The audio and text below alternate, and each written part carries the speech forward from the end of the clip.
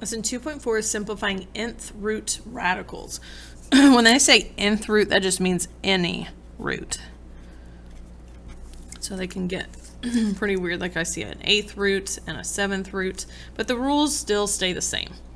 So first I would have to figure out, okay, is 1296, is that a perfect 4th? So what I would do, let me zoom out so you can see my whole calculator screen.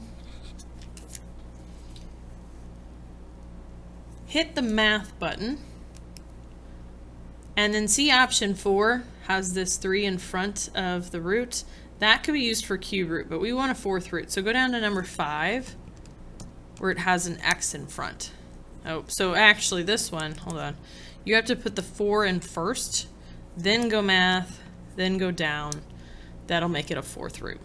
Some of the older calculators may not have this number in front. It might have like raised to an index here. It might just kind of have in front. It's the same thing. But you have to put the index in first. Then I'm going to do 1296. Enter. Okay, that's a perfect 4th root. 6, because 6 times 6 times 6 times 6 makes 1296. So I'm going to make this be 6. And then 20 does divide by 4. It's 5. So it's x to the 5th power. So nothing left under the radical.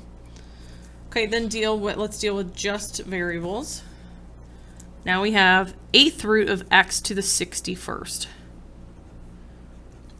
Think of multiples of 8. 61 is not one of them. Is 60 one of them? No. 58. Isn't 56 divided by 8? Yeah, it's 7.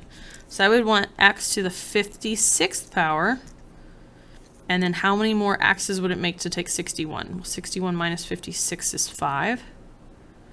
So then this is 56 divided by 8. So that would be x to the 7th times the 8th root of x to the 5th.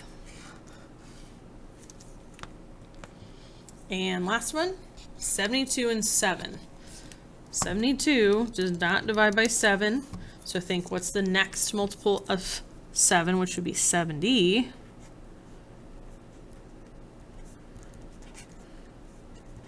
And then you would need how many more x's? Would be 2.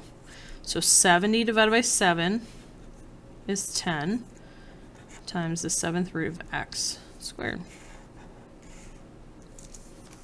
So it's always the power has to evenly divide by the index, otherwise it's a leftover.